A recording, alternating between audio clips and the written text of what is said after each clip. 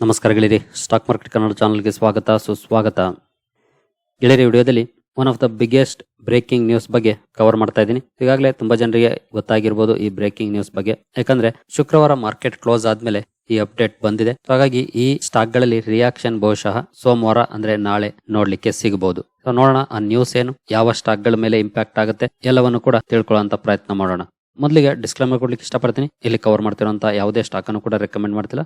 ನೀವು further study ಮಾಡಿ decision ತಗೊಳ್ಬಹುದು. ಆಸ್ ಎ ಎಜುಕೇಶನಲ್ ಪರ್ಪಸ್ ನಾನು ಈ ವಿಡಿಯೋನ ನಿಮ್ಮ ಮುಂದೆ ತರ್ತಾ ಇದ್ದೀನಿ. ನಿಮ್ಗೆಲ್ರಿಗೂ ಗೊತ್ತೇ ಇದೆ ನಿಫ್ಟಿ ಇಂಡೈಸಸ್ ಬಗ್ಗೆ ಹಾಗೂ ನಿಫ್ಟಿ 50 ಇಂಡೈಸಸ್ ಬಗ್ಗೆ. ಹಾಗೆ ಈ ಇಂಡೈಸಸ್ ಗಳಲ್ಲಿ ವರ್ಷದಲ್ಲಿ 2 ಸಲ ಬದಲಾವಣೆಗಳಾಗ್ತಾ ಇರುತ್ತೆ ಅನ್ನೋದು ಕೂಡ ನಿಮ್ಗೆ ಗೊತ್ತಿದೆ. ಯಾಕಂದ್ರೆ ನಾನು ಕೂಡ ಹಲವು ಸಲ ಇದ್ರ ಬಗ್ಗೆ ಸಪರೇಟ್ ವಿಡಿಯೋಗಳಲ್ಲಿ ತಿಳಿಸ್ಕೊಟ್ಟಿದ್ದೀನಿ ಕೂಡ. ಪ್ರತಿ 6 ತಿಂಗಳಿಗೊಮ್ಮೆ ರಿವ್ಯೂ ಮಾಡ್ತಾರೆ. ಯಾವ ಕಂಪನಿ ಚೆನ್ನಾಗಿ ಪರ್ಫಾರ್ಮ್ ಮಾಡ್ತಿಲ್ವೋ ಅಂತವನ್ನ ತೆಗಿತಾರೆ, ಯಾವ ಕಂಪನಿ ಚೆನ್ನಾಗಿ ಪರ್ಫಾರ್ಮ್ ಮಾಡ್ತಿರ್ತಾವೋ ಅಂತವನ್ನ ಇನ್ಕ್ಲೂಡ್ ಮಾಡ್ತಾರೆ. ಇದಕ್ಕೆ ರೀಬ್ಯಾಲೆನ್ಸಿಂಗ್ ಅಂತಾರೆ. ಇದು ಪ್ರತಿ 6 ತಿಂಗಳಿಗೆ ಒಂದ್ಸಲ ನಡೆಯುವಂತ ಪ್ರಕ್ರಿಯೆ. ಹಾಗೆ ರೀಸೆಂಟ್ ಆಗಿ ನಾನು ಹಲವು ಸ್ಟಾಕ್ ಗಳ ಬಗ್ಗೆ ಕವರ್ ಮಾಡಿದ್ದೆ ಇದೇ ನ್ಯೂಸ್ ನ ಸಲುವಾಗಿ. ನಿಫ್ಟಿ 50ಯಲ್ಲಿ ಈ ಸ್ಟಾಕ್ ಎಂಟರ್ ಆಗ್ಬೋದು ಅಂತ ಈ ಬ್ರೋಕರೇಜ್ ಫರ್ಮ್ ಹೇಳ್ತಿದೆ, ಇನ್ನೊಂದು ಸ್ಟಾಕ್ ಎಂಟರ್ ಆಗ್ಬೋದು ಅಂತ ಇನ್ನೊಂದು ಫರ್ಮ್ ಹೇಳ್ತಿದೆ ಅಂತ. ಇಷ್ಟು ದಿನ ಬರ್ತಿದ್ದ ಎಲ್ಲ ನ್ಯೂಸ್ ಗಳು ಕೂಡ ಎಕ್ಸ್ಪೆಕ್ಟೇಷನ್ ಆಗಿರ್ತಿತ್ತು ಅಥವಾ ಎಸ್ಟಿಮೇಷನ್ಸ್ ಆಗಿರ್ತಿತ್ತು. ಈ ಸ್ಟಾಕ್ ಬರ್ಬೋದು ಅನ್ನೋ ಅಂತ ಊಹೆ ಆಗಿರ್ತಿತ್ತು. ಆದ್ರೆ ಈಗ ಅಫಿಷಿಯಲ್ ಅನೌನ್ಸ್ಮೆಂಟ್ ಬಂದಿದೆ NSE ಇಂದ. ಇದು ಫೈನಲ್. ನಾನು ಈ ಹಿಂದೆ ಕೂಡ ಹೇಳಿದ್ದೀನಿ, ಅಫಿಷಿಯಲ್ ಅನೌನ್ಸ್ಮೆಂಟ್ NSE ಇಂದ ಬರುತ್ತೆ, ಅದು ಫೈನಲ್ ಆಗಿರುತ್ತೆ ಅಂತ. ಮೊನ್ನೆ ಫೈನಲ್ ಅನೌನ್ಸ್ಮೆಂಟ್ ಬಂದಿದೆ. ನಮ್ಮ ನಿಫ್ಟಿ 50ಯಲ್ಲಿ ಹಾಗೂ ನಿಫ್ಟಿ ಇತರೆ ಇಂಡೈಸಸ್ ಗಳಲ್ಲಿ ಆಗುವಂತ ಬದಲಾವಣೆ ಬಗ್ಗೆ NSE ಅಫಿಷಿಯಲ್ ಅನೌನ್ಸ್ಮೆಂಟ್ ಅನ್ನ ಮಾಡಿದೆ. ನಿಮ್ಗೆಲ್ರಿಗೂ ಗೊತ್ತಿರೋ ಹಾಗೆ ನಿಫ್ಟಿ 50 50 ಸ್ಟಾಕ್ ಗಳ ಒಂದು ಇಂಡೆಕ್ಸ್. ಇದರಲ್ಲಿ 50 ಶೇರ್ಗಳಿರುತ್ತೆ.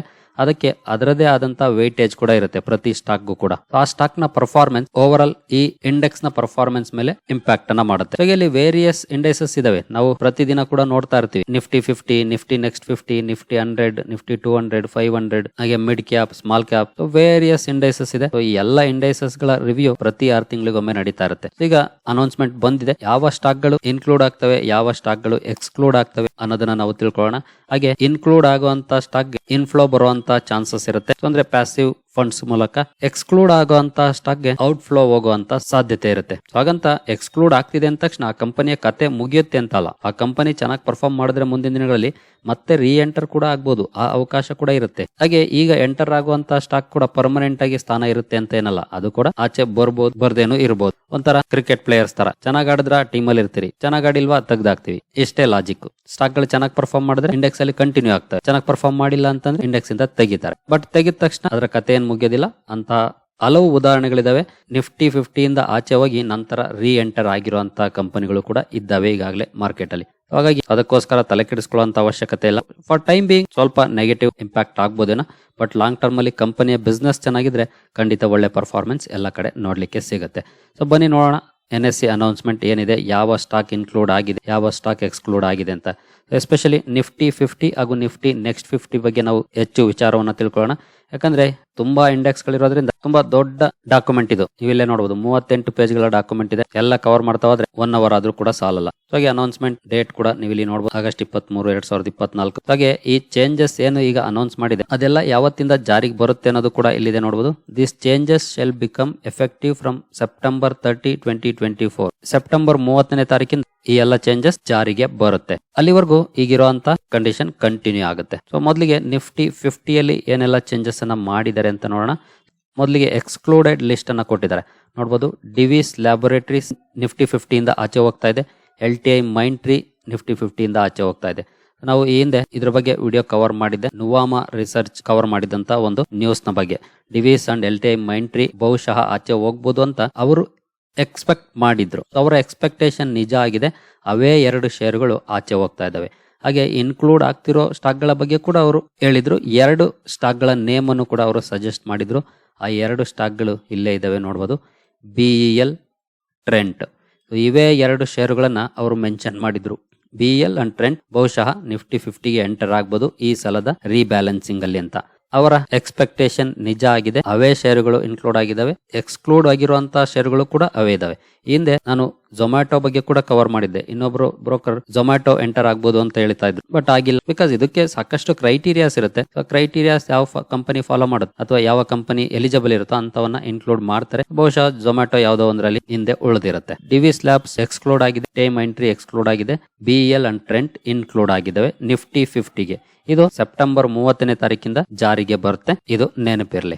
ಹಾಗೆ ಈ ಕಂಪನಿಗಳ ಬಗ್ಗೆ ನೋಟ್ ಅಲ್ಲಿ ಕೆಲವೊಂದು ಪಾಯಿಂಟ್ಸ್ ಅನ್ನು ಕೂಡ ಮೆನ್ಷನ್ ಮಾಡಿದ್, ನೀವು ಇಲ್ಲಿ ಓದ್ಕೊಳ್ಬಹುದು. ಒಂದಷ್ಟು ವಿಚಾರ ಇದ್ರ ಮೂಲಕ ಕೂಡ ಗೊತ್ತಾಗುತ್ತೆ. ಮಾರ್ಕೆಟ್ ಕ್ಯಾಪ್ ಹಾಗೂ ಫ್ರೀ ಫ್ಲೋಟ್ ಎಲ್ಲಾನು ಕೂಡ ಇಲ್ಲಿ ಮೆನ್ಷನ್ ಮಾಡಿದ್ದಾರೆ. ಇನ್ನು ನಿಫ್ಟಿ ನೆಕ್ಸ್ಟ್ 50ಗೆ ಬರೋದಾದ್ರೆ ಇಲ್ಲಿ ಸುಮಾರು 7 ಶೇರ್ಗಳು ಆಚೆ ಹೋಗ್ತಾ ಇದಾವೆ ನಿಫ್ಟಿ ನೆಕ್ಸ್ಟ್ 50 ಇಂದ. ಇದೊಂಥರ ಹೆಂಗೆ ಅಂತಂದ್ರೆ ಈ ಇಂಡೆಕ್ಸ್ ಇಲ್ಲಿರುವಂತವೇ ನಿಫ್ಟಿಗೆ ಹೋಗೋದು. ಸೊ ಇಲ್ಲಿದ್ರೆ ಮಾತ್ರ ನಿಫ್ಟಿಗೆ ಹೋಗಕ್ ಸಾಧ್ಯ, ಆ ರೀತಿ ಕ್ರೈಟೀರಿಯಾ ಇರುತ್ತೆ. ಸೊ ಹಾಗಾದ್ರೆ ಯಾವ ಶೇರ್ಗಳು ಎಕ್ಸ್ಕ್ಲೂಡ್ ಆಗ್ತಿದಾವೆ? ಬರ್ಜರ್ ಪೇಂಟ್ಸ್ ಆಚೆ ಹೋಗ್ತಾ ಇದೆ ನಿಫ್ಟಿ ನೆಕ್ಸ್ಟ್ 50 ಇಂದ. BEL ಆಚೆ ಹೋಗ್ತಾ ಇದೆ, ಬಿಕಾಸ್ BEL ನಿಫ್ಟಿ 50ಗೆ ಸೇರ್ಕೊಳ್ತಾ ಇದೆ, ಹಾಗಾಗಿ ಆಚೆ ಹೋಗ್ತಾ ಇದೆ ಅಷ್ಟೇ. ಕೋಲ್ಗೇಟ್ ಪಾಲ್ಮಲಿವ್ ಕೂಡ ಆಚೆ ಹೋಗ್ತಾ ಇದೆ ನಿಫ್ಟಿ ನೆಕ್ಸ್ಟ್ 50 ಇಂದ. ಮಾರಿಕೋ ಆಚೆ ಹೋಗ್ತಾ ಇದೆ, SBI cards and payment services ಆಚೆ ಹೋಗ್ತಾ ಇದೆ, SRF ಆಚೆ ಹೋಗ್ತಾ ಇದೆ.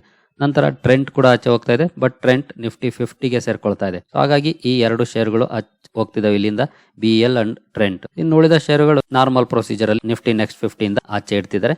ಅಂದ್ರೆ ಯಾವ ಶೇರುಗಳು ಕನ್ಸಾಲಿಡೇಷನ್ ಫೇಸ್ ಅಲ್ಲಿ ಇದ್ವೋ ಅವೇ ಇದಾವೆ. ಬರ್ಜರ್ ಪೇಂಟ್ಸ್ ಅಲ್ಲಿ ನೀವು ಅಂತ ಗ್ರೇಟ್ ರಿಟರ್ನ್ಸ್ ಅನ್ನ ನೋಡಿಲ್ಲ ಇತ್ತೀಚಿನ ದಿನಗಳಲ್ಲಿ. ಕೋಲ್ ಪಾಲಲ್ಲೂ ಕೂಡ ಅಂತ ಒಳ್ಳೆ ಪರ್ಫಾರ್ಮೆನ್ಸ್ ಏನ್ ಬಂದಿಲ್ಲ. ಮಾರಿಕೋ, SBI, SRF ಇವೆಲ್ಲವೂ ಕೂಡ ಸೈಡ್ ವೇಸ್ ಅಲ್ಲಿ ಟ್ರೇಡ್ ಆಗ್ತಿದಾವೆ. ಅಂದ್ರೆ ಸೇಮ್ ರೇಂಜ್ ಬೌಂಡ್ ಅಲ್ಲಿ ಅಥವಾ ಕನ್ಸಾಲಿಡೇಷನ್ ಫೇಸ್ ಅಲ್ಲಿ ಟ್ರೇಡ್ ಆಗ್ತಿದಾವೆ. ಸೊ ಆ ಒಂದು ಕಾರಣಕ್ಕೆ ಈಗ ಎಕ್ಸ್ಕ್ಲೂಡ್ ಮಾಡ್ತಿದ್ದಾರೆ. ಬಹುಶಃ ಮುಂದಿನ ದಿನಗಳಲ್ಲಿ ಇನ್ಕ್ಲೂಡ್ ಕೂಡ ಮಾಡಬಹುದು ಒಳ್ಳೆ ಪರ್ಫಾರ್ಮೆನ್ಸ್ ಬಂದಾಗ. ನಂತರ ಈ 7 ಶೇರುಗಳ ಪ್ಲೇಸ್ ಅನ್ನ ಯಾವ ಶೇರುಗಳು ತುಂಬುತ್ತಿದ್ದಾವೆ ಅದನ್ನ ನಾವು ನೋಡೋದಾದ್ರೆ ನೋಡಬಹುದು. BHEL ಬರ್ತಾ ಇದೆ, ಡಿವಿಸ್ ಲ್ಯಾಬೊರೇಟರೀಸ್ ನಿಫ್ಟಿ 50 ಇಂದ ಎಕ್ಸಿಟ್ ಆಗಿ ಇಲ್ಲಿಗೆ ಎಂಟರ್ ಆಗ್ತಾ ಇದೆ. ನಂತರ JSW ಎನರ್ಜಿ ಬರ್ತಾ ಇದೆ, LTI ಮೈಂಟ್ರಿ ಕೂಡ ನಿಫ್ಟಿ 50 ಇಂದ ಎಕ್ಸಿಟ್ ಆಗಿ ಇಲ್ಲಿಗೆ ಎಂಟರ್ ಆಗ್ತಾ ಇದೆ. ಮ್ಯಾಕ್ರೋಟೆಕ್ ಡೆವಲಪರ್ಸ್ ಇನ್ಕ್ಲೂಡ್ ಆಗ್ತಾ ಇದೆ, NHPC ಇನ್ಕ್ಲೂಡ್ ಆಗ್ತಾ ಇದೆ, ಯೂನಿಯನ್ ಬ್ಯಾಂಕ್ ಇನ್ಕ್ಲೂಡ್ ಆಗ್ತಾ ಇದೆ. ಶೇರುಗಳು ನಿಫ್ಟಿ ನೆಕ್ಸ್ಟ್ 50ಗೆ ಸೇರ್ಕೊಳ್ತಿದ್ದಾವೆ. ಇನ್ನು ನಿಫ್ಟಿ 500 ತುಂಬಾ ದೊಡ್ಡ ಲಿಸ್ಟ್ ಇದೆ. ಇದನ್ನ ನಾವು ನೋಡ್ಕೊಳ್ತಾ ಹೋದ್ರೆ ಖಂಡಿತ ತುಂಬಾನೇ ಟೈಮ್ ತಗೊಳುತ್ತೆ. 38 ಪೇಜ್ಗಳ ಡಾಕ್ಯುಮೆಂಟ್ ಇದು. ಹಾಗಾಗಿ ನಾನು ಇದನ್ನ ಇಲ್ಲಿಗೆ ಸ್ಟಾಪ್ ಮಾಡ್ತಾ ಇದ್ದೀನಿ. ಈಗ ಆ ಶೇರುಗಳ ಬಗ್ಗೆ ತಿಳ್ಕೊಳ್ಳೋಣ, ಯಾಕಂದ್ರೆ ಯಾವ ರೀತಿಯ ಇಂಪ್ಯಾಕ್ಟ್ ಆಗ್ಬೋದು ಅನ್ನೋದ್ರ ಬಗ್ಗೆ. ಹಾಗೆ ನಾನು ಈ PDF ಫೈಲ್ ನ ಲಿಂಕ್ ಅನ್ನ ಡಿಸ್ಕ್ರಿಪ್ಷನ್ ಬಾಕ್ಸ್ ಅಲ್ಲಿ ಕೊಟ್ಟಿರ್ತೀನಿ. ನೀವು ಬೇಕಿದ್ರೆ ಹೋಗಿ ನೋಡ್ಕೊಳ್ಬಹುದು. ಯಾವ ಕಂಪನಿ ಯಾವ ಇಂಡೆಕ್ಸ್ ಗೆ ಸೇರ್ತಾ ಇದೆ, ಎಲ್ಲಿಂದ ಎಕ್ಸ್ಕ್ಲೂಡ್ ಆಗ್ತಿದೆ ಎಲ್ಲವನ್ನು ಕೂಡ. ಅದು ಬಹುಶಃ ಬೆಟರ್ ಆಗುತ್ತೆ ಇಲ್ಲಿ ನಾವು ವಿಡಿಯೋದಲ್ಲೇ ಎಲ್ಲ ಕವರ್ ಮಾಡೋದಕ್ಕಿಂತ. ಫೈನಲ್ ಅನೌನ್ಸ್ಮೆಂಟ್ ಬಂದಿದೆ. ಇದರಿಂದ ಆಗುವಂತ ಬೆನಿಫಿಟ್ ಏನು ಅದನ್ನ ತಿಳ್ಕೊಳ್ಳೋದು ತುಂಬಾ ಇಂಪಾರ್ಟೆಂಟ್. JM ಫೈನಾನ್ಷಿಯಲ್ ಅವರು ಒಂದು ಎಕ್ಸ್ಪೆಕ್ಟೇಷನ್ ಅಥವಾ ಎಸ್ಟಿಮೇಷನ್ಸ್ ಅನ್ನ ಕೊಟ್ಟಿದ್ದಾರೆ. ಇಲ್ಲಿ ನೋಡಬಹುದು ಟ್ರೆಂಟ್ ಇನ್ಕ್ಲೂಡ್ ಆಗ್ತಾ ಇದೆ. ಅದರಿಂದ $523 ಮಿಲಿಯನ್ ಇನ್ಫ್ಲೋ ಬರ್ಬೋದು ಅನ್ನೋಂತ ಎಸ್ಟಿಮೇಷನ್ಸ್ ಕೊಡ್ತಿದ್ದಾರೆ ಟ್ರೆಂಟ್ ಕಂಪನಿಗೆ. ಸೊ ಇನ್ಫ್ಲೋ ಬರುತ್ತೆ ಅಂದ್ರೆ ಅಬ್ವಿಯಸ್ಲಿ ಸ್ಟಾಕ್ ಬೈ ಮಾಡ್ಬೇಕಾಗುತ್ತೆ. ಸೊ ಆಗ ಸ್ಟಾಕ್ ಒಳ್ಳೆ ಪರ್ಫಾರ್ಮೆನ್ಸ್ ಅನ್ನ ಕೊಡಬಹುದು ಶಾರ್ಟ್ ಟರ್ಮ್ ಅಲ್ಲೂ ಕೂಡ. ಈಗಾಗಲೇ ಟ್ರೆಂಟ್ ತುಂಬಾ ಚೆನ್ನಾಗಿ ಪರ್ಫಾರ್ಮ್ ಮಾಡ್ತಾ ಇದೆ. ಸೊ ಅದೇ ರೀತಿ ಪರ್ಫಾರ್ಮೆನ್ಸ್ ಕಂಟಿನ್ಯೂ ಆಗುವಂತ ಚಾನ್ಸಸ್ ಜಾಸ್ತಿ ಇರುತ್ತೆ ಅಷ್ಟೇ. ನಂತರ BEL ಗೆ $394 ಮಿಲಿಯನ್ ಇನ್ಫ್ಲೋ ಬರ್ಬೋದು ಅನ್ನೋಂತ ಎಸ್ಟಿಮೇಷನ್ಸ್ ಕೊಡ್ತಿದ್ದಾರೆ. ಹಾಗೆ LTI ಮೈಂಟ್ರಿ ಆಚೆ ಹೋಗ್ತಿರೋದ್ರಿಂದ ಇಲ್ಲಿಂದ $205 ಮಿಲಿಯನ್ ಔಟ್ ಫ್ಲೋ ಆಗ್ಬೋದು ಅನ್ನುವಂತ ಎಸ್ಟಿಮೇಷನ್ಸ್ ಇದೆ. ಡಿವಿಸ್ ಲ್ಯಾಬ್ಸ್ ಇಂದ $221 ಮಿಲಿಯನ್ ಇದೆ. ಸೊ ಈ ಎಕ್ಸ್ಕ್ಲೂಷನ್ ಕಾರಣಕ್ಕೆ ಬಹುಶಃ ಶಾರ್ಟ್ ಟರ್ಮ್ ಅಲ್ಲಿ ಸ್ವಲ್ಪ ನೆಗೆಟಿವ್ ಇಂಪ್ಯಾಕ್ಟ್ ಆಗ್ಬೋದೇನೋ ಅಷ್ಟೇ. ಹಾಗಂತ ಸೋಮವಾರನೇ ಇವರೆಲ್ಲ ಸೆಲ್ ಮಾಡ್ಬಿಡೋದಿಲ್ಲ, ಗ್ರಾಜುಯಲ್ ಆಗಿ ಸೆಲ್ ಮಾಡ್ತಾರೆ. ಇನ್ ಕೇಸ್ ಪ್ಯಾಸಿವ್ ಫಂಡ್ಸ್ ಯಾರಾದ್ರೂ ಈಗಾಗಲೇ ಇನ್ವೆಸ್ಟ್ ಮಾಡಿರೋಂತವ್ರು, ಯಾಕಂದ್ರೆ ಅವ್ರಿಗೂ ಗೊತ್ತು ಒಂದೇ ಸಲ ನಾವು ಎಕ್ಸಿಟ್ ಆಗೋದ್ರೆ ಸ್ಟಾಕ್ ಕ್ರಾಶ್ ಆಗುತ್ತೆ ಅಂತ. ಹಾಗಾಗಿ ಯಾರು ಇಮಿಡಿಯೇಟ್ಲಿ ಡಿಸಿಷನ್ ತಗೊಳ್ಳೋದಿಲ್ಲ, ಗ್ರಾಜುಯಲ್ ಆಗಿ ತಗೊಳ್ತಾರೆ. ಹಾಗಾಗಿ ಅದಕ್ಕಾಗಿ ತಲೆ ಕೆಡಿಸ್ಕೊಳ್ಳುವಂತ ಅವಶ್ಯಕತೆ ಖಂಡಿತ ಇಲ್ಲ. LTI ಮೈಂಟ್ರಿಂದ $205 ಮಿಲಿಯನ್ ಔಟ್ ಫ್ಲೋ ಹೋಗುತ್ತೆ. ಡಿವಿಸ್ ಇಂದ $221 ಮಿಲಿಯನ್ ಔಟ್ ಫ್ಲೋ ಹೋಗಬಹುದು ಅಂತ ಎಸ್ಟಿಮೇಷನ್ಸ್ ಇದು. ಹಾಗೆ ನಿಫ್ಟಿ ಬ್ಯಾಂಕ್ ಅಲ್ಲೂ ಕೂಡ ಒಂದು ಬದಲಾವಣೆ ಆಗಿದೆ. ನೋಡಬಹುದು, ಬಂಧನ್ ಬ್ಯಾಂಕ್ ಎಕ್ಸ್ಕ್ಲೂಡ್ ಆಗ್ತಾ ಇದೆ, ಅದರ ಪ್ಲೇಸ್ ಅಲ್ಲಿ ಕೆನರಾ ಬ್ಯಾಂಕ್ ಇನ್ಕ್ಲೂಡ್ ಆಗ್ತಾ ಇದೆ. ಸೊ ಬ್ಯಾಂಕ್ ನಿಫ್ಟಿಯಲ್ಲೂ ಕೂಡ ಬದಲಾವಣೆ ಆಗಿದೆ. ಕೆನರಾ ಬ್ಯಾಂಕ್ ಸೇರ್ಕೊಳ್ತಾ ಇದೆ, ಬಂಧನ್ ಬ್ಯಾಂಕ್ ಎಕ್ಸಿಟ್ ಆಗ್ತಾ ಇದೆ. ಹಾಗೆ ಫೈನಾನ್ಷಿಯಲ್ ಸರ್ವಿಸಸ್ ಗೆ ನೋಡಬಹುದು, ಪೇಟಿಎಂ ಎಕ್ಸಿಟ್ ಆಗ್ತಾ ಇದೆ, IRFC ಇನ್ಕ್ಲೂಡ್ ಆಗ್ತಾ ಇದೆ. ಹೀಗೆ ವೇರಿಯಸ್ ಇನ್ಕ್ಲೂಷನ್ ಎಕ್ಸ್ಕ್ಲೂಷನ್ಸ್ ಇದೆ. ಒಂದ್ಸಲ ಚೆಕ್ ಮಾಡ್ಕೊಳ್ಳಿ ಆ PDF ಫೈಲ್ ಅನ್ನ. ಹಾಗೆ ಕೆನರಾ ಬ್ಯಾಂಕ್ ಇನ್ಕ್ಲೂಡ್ ಆಗ್ತಿರೋದ್ರಿಂದ $84 ಮಿಲಿಯನ್ ಇನ್ಫ್ಲೋ ಬರ್ಬೋದು ಅನ್ನೋಂತ ಎಸ್ಟಿಮೇಷನ್ಸ್ ಇದೆ. ಬಂಧನ್ ಬ್ಯಾಂಕ್ ಎಕ್ಸ್ಕ್ಲೂಡ್ ಆಗ್ತಿರೋದ್ರಿಂದ $47 ಮಿಲಿಯನ್ ಔಟ್ ಫ್ಲೋ ಹೋಗ್ಬೋದು ಅನ್ನೋಂತ ಎಸ್ಟಿಮೇಷನ್ಸ್ ಕೊಡ್ತಿದ್ದಾರೆ. ಸೊ ಇದೆಲ್ಲವೂ ಕೂಡ ಎಸ್ಟಿಮೇಷನ್ಸ್ ಅಷ್ಟೇ, ರಿಯಾಲಿಟಿ ಸ್ವಲ್ಪ ಆಚೀಚೆ ಆಗಬಹುದು. ಸೊ ನೆಕ್ಸ್ಟ್ ಬರುವಂತ ಪ್ರಶ್ನೆ, ಹಾಗಾದ್ರೆ ನಾಳೆ ಈ ಸ್ಟಾಕ್ ಗಳಲ್ಲಿ ಒಳ್ಳೆ ಪರ್ಫಾರ್ಮೆನ್ಸ್ ಬರಬಹುದಾ? ಖಂಡಿತ ಬಹುಶಃ ಪಾಸಿಟಿವ್ ಇಂಪ್ಯಾಕ್ಟ್ ಈ ಸ್ಟಾಕ್ ಗಳಲ್ಲಿ ಆಗುವಂತ ಚಾನ್ಸಸ್ ಇದೆ, ಎಸ್ಪೆಷಲಿ BEL ಅಲ್ಲಿ. ನಂತರ ಟ್ರೆಂಟ್. ಸೊ ಟ್ರೆಂಟ್ ಅಂತೂ ತುಂಬಾ ಚೆನ್ನಾಗಿ ಪರ್ಫಾರ್ಮ್ ಮಾಡ್ತಾ ಇದೆ. ಇನ್ ಕೇಸ್ ನಾವು ಲಾಸ್ಟ್ 1 ಇಯರ್ ಪರ್ಫಾರ್ಮೆನ್ಸ್ ಅನ್ನು ನೋಡಿದ್ರೆ ನೋಡಬಹುದು 245%. ಹಾಗೆ ಮ್ಯಾಕ್ಸಿಮಮ್ ಪರ್ಫಾರ್ಮೆನ್ಸ್ ನೋಡಿದ್ರೆ ಟಾಪ್ ಅಲ್ಲಿ ಇದೆ ಸ್ಟಾಕ್. ಹಾಗೆ BEL ಯಾವ ರೀತಿ ಪರ್ಫಾರ್ಮ್ ಮಾಡಿದೆ ಅಂತ ನೋಡಿದ್ರೆ 1 ಇಯರ್ ಅಲ್ಲಿ ಇಲ್ಲೂ ಕೂಡ ಒಳ್ಳೆ ಪರ್ಫಾರ್ಮೆನ್ಸ್ ಇದೆ, 129%.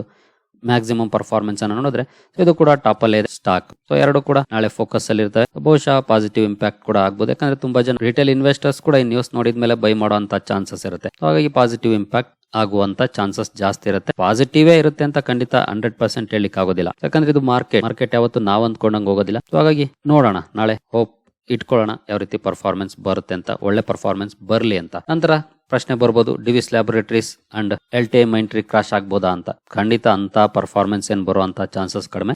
ನಾರ್ಮಲ್ ಪರ್ಫಾರ್ಮೆನ್ಸ್ ಬರ್ಬೋದು, ಪಾಸಿಟಿವ್ ಇಂಪ್ಯಾಕ್ಟ್ ಆಗದೆ ಇರಬಹುದು, ಬಟ್ ಕ್ರಾಶ್ ಅನ್ನುವಂತ ಪರ್ಫಾರ್ಮೆನ್ಸ್ ಅನ್ನ ಎಕ್ಸ್ಪೆಕ್ಟ್ ಮಾಡ್ಲಿಕ್ಕೆ ಆಗೋದಿಲ್ಲ. ಸೊ ನಾರ್ಮಲ್ ಪರ್ಫಾರ್ಮೆನ್ಸ್ ಕಂಡು ಬರುವಂತ ಚಾನ್ಸಸ್ ಇರುತ್ತೆ. ಇನ್ ಕೇಸ್ ನೆಗೆಟಿವ್ ಇಂಪ್ಯಾಕ್ಟ್ ಆದ್ರೆ ಸ್ವಲ್ಪ 1 or 2% ಆಗ್ಬೋದೇನೋ ಅಷ್ಟೇ. ಅಂತ ದೊಡ್ಡ ಮಟ್ಟದ ಡೌನ್ ಫಾಲ್ ಅನ್ನ ಖಂಡಿತ ಎಕ್ಸ್ಪೆಕ್ಟ್ ಮಾಡ್ಲಿಕ್ಕೆ ಆಗೋದಿಲ್ಲ. ಬಟ್ ನೋಡೋಣ, ಹೋಪ್ ಫಾರ್ ದ ಬೆಸ್ಟ್ ಇಲ್ಲೂ ಕೂಡ. ಹಾಗೆ ನೀವು ಯಾರಾದ್ರೂ ಇನ್ ಕೇಸ್ ಡಿವಿಸ್ ಲ್ಯಾಬ್ಸ್ ಅಲ್ಲಾಗ್ಲಿ ಅಥವಾ LTI ಮೈಂಟ್ರಿನಲ್ಲಾಗ್ಲಿ ಇನ್ವೆಸ್ಟ್ ಮಾಡಿದ್ರೆ ಖಂಡಿತ ಇದಕ್ಕಾಗಿ ತಲೆ ಕೆಡಿಸ್ಕೊಳ್ಳುವಂತ ಅವಶ್ಯಕತೆ ಇಲ್ಲವೇ ಇಲ್ಲ. ಯಾಕಂದ್ರೆ ಇದೆಲ್ಲ ನಾರ್ಮಲ್ ಪ್ರೊಸೀಜರ್. ಪ್ರತಿ 6 ತಿಂಗಳಿಗೊಮ್ಮೆ ಒಂದಲ್ಲ ಒಂದು ಸ್ಟಾಕ್ ಇನ್ಕ್ಲೂಡ್ ಆಗ್ತಾ ಇರುತ್ತೆ, ಇನ್ನೊಂದು ಎಕ್ಸ್ಕ್ಲೂಡ್ ಆಗ್ತಾನೆ ಇರುತ್ತೆ. ಹಾಗಾಗಿ ಇದಕ್ಕೆಲ್ಲ ಹೆಚ್ಚು ತಲೆ ಕೆಡಿಸ್ಕೊಳ್ಳುವಂತ ಅವಶ್ಯಕತೆ ಇಲ್ಲ. ಬಟ್ ಎಂಟರ್ ಆಗೋ ಸ್ಟಾಕ್ಗೆ ಖಂಡಿತ ಪಾಸಿಟಿವ್ ಇಂಪ್ಯಾಕ್ಟ್ ಇರುತ್ತೆ. ಎಕ್ಸಿಟ್ ಆಗೋ ಸ್ಟಾಕ್ಗೆ ಸ್ವಲ್ಪ ನೆಗೆಟಿವ್ ಇಂಪ್ಯಾಕ್ಟ್ ಇದ್ದೇ ಇರುತ್ತೆ. ಬಟ್ ಅದು ಶಾರ್ಟ್ ಟರ್ಮ್ ಆಗಿರುತ್ತೆ, ಲಾಂಗ್ ಟರ್ಮ್ ಅಲ್ಲಿ ಅಲ್ಲ. ಉಳಿದಂತೆ ಕೆನರಾ ಬ್ಯಾಂಕ್ ಅಬ್ಸರ್ವ್ ಮಾಡಬಹುದು, IRFC ಅಬ್ಸರ್ವ್ ಮಾಡಬಹುದು. ಆ ಸ್ಟಾಕ್ ಗಳನ್ನು ಕೂಡ ನಾಳೆ ನಿಮ್ಮ ವಾಚ್ ಲಿಸ್ಟ್ ಅಲ್ಲಿ ಇಟ್ಕೊಂಡು ಅಬ್ಸರ್ವ್ ಮಾಡಬಹುದು. ಈ ಲಿಸ್ಟ್ ಅನ್ನು ಕೂಡ ನಾನು ಕೊಟ್ಟಿರ್ತೀನಿ ಡಿಸ್ಕ್ರಿಪ್ಷನ್ ಬಾಕ್ಸ್ ಅಲ್ಲಿ. ಒಂದ್ಸಲ ಚೆಕ್ ಮಾಡ್ಕೊಳ್ಳಿ ಇನ್ನು ಯಾವೆಲ್ಲ ಕಂಪನಿಗಳು ಎಕ್ಸ್ಕ್ಲೂಡ್ ಆಗಿದ್ದಾವೆ, ಇನ್ಕ್ಲೂಡ್ ಆಗಿದ್ದಾವೆ ಅಂತ. ಸರಿ ಗೆಳೆಯರೇ, ಈ ವಿಡಿಯೋ ನಿಮಗೆ ಇಷ್ಟ ಆಗಿದೆ ಅಂದ್ಕೊಳ್ತೀನಿ. ಮುಂದಿನ ವಿಡಿಯೋದಲ್ಲಿ ಸಿಗೋಣ. ಅಲ್ಲಿವರೆಗೂ ಜೈ ಹಿಂದ್, ಜೈ ಕರ್ನಾಟಕ.